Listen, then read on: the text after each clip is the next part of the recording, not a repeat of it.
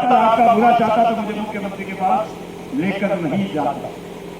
दोबारा जब निर्मल कुमाऊं के, मैं फिर 2 बार दोहरा रहा हूं, निर्मल कुमाऊं के पहला टाक के नेतृत्व में जो प्रजापति और कुमाऊं और कुमार की मीटिंग रखी गई थी, उसमें मदन का कोई योगदान नहीं है। ये मैं छाती ठोक कर गया था,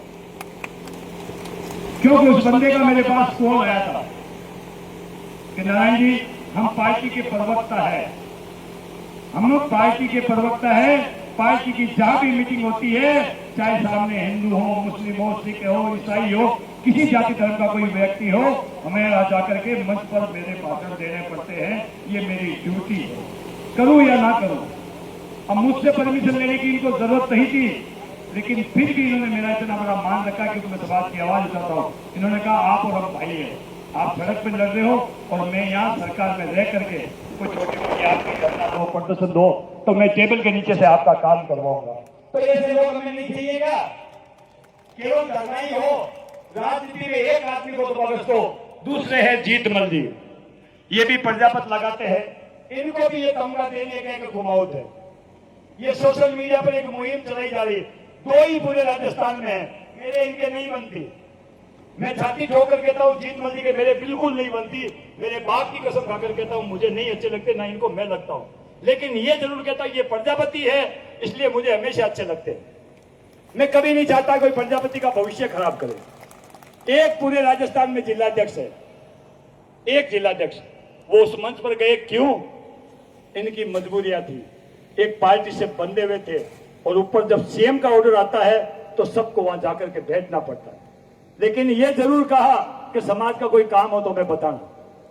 अब हमारी जो मांगे हैं वो इनसे पूरी नहीं हो सकती, इनसे पूरी नहीं हो सकती, लेकिन हमारी मांगे सीएम पूरी कर सकता है। हम सड़क पर लड़े ही लड़े, और ये ऊपर से राजनीतिक हमारा साथ दे। हर किसी को कुमाऊं बना देना हमारा अधिकार क्षेत्र नहीं है। मैं निर्मल कुमाऊं का घोर विरोधी हूं, और 16 मई 2 मई के बाद पहला टाक का भी घोर विरोधी हूं। उससे पहले मैं उसका विरोध कभी नहीं करता था।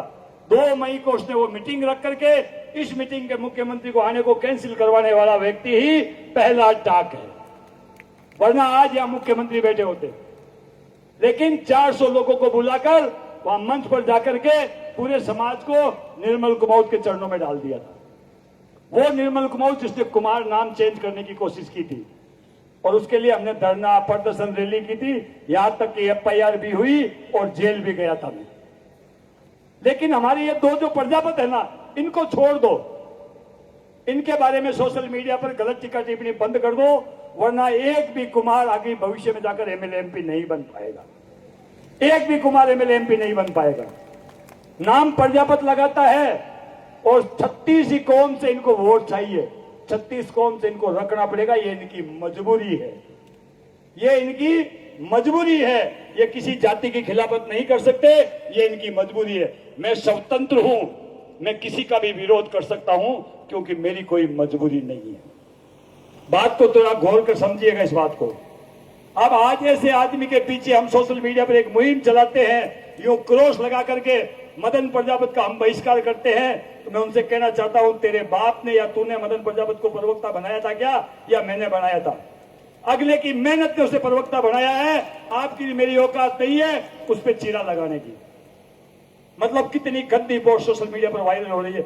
मेरा कोई निजी प्रेम नहीं है इस आदमी से, मैं इसका भगत नहीं हूं। मैं इनके बारे में भी अब सब कहता हूं, और पूरी बीजेपी पार्टी को 12 महीने गालियां देता घूमता हूं कि हमें ना तुम्हारी बोर्ड का चेयरमैन दिया, ना हमें हमारा हक दिया, ना हमारे बच्चों को छात्रवृत्ति दी, ना कुछ और दी। हम सड़क पर लड़ाई लड़ेंगे, लेकिन हर पार्टी में एक आदमी हमारा अगर आगे बढ़ रहा हो तो मैं उसका मनोबल नहीं करता। आज पहली बार इसलिए कर रहा हूं, मन बड़ा दुख होता है।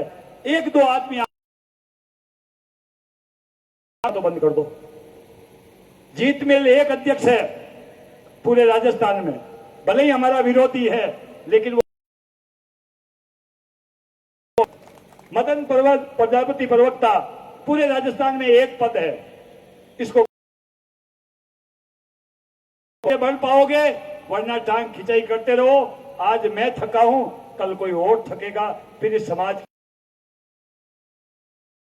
क्या करूंगा आगे कि सभी समाज बंधुओं की अगर आज्ञा हो तो मैं मंत्री जी के 2 शब्द सुनना चाहता हूं। आप सबकी इच्छा हो दोनों हाथों से, दोनों हाथ खड़े करके बताओ। मैं माननीय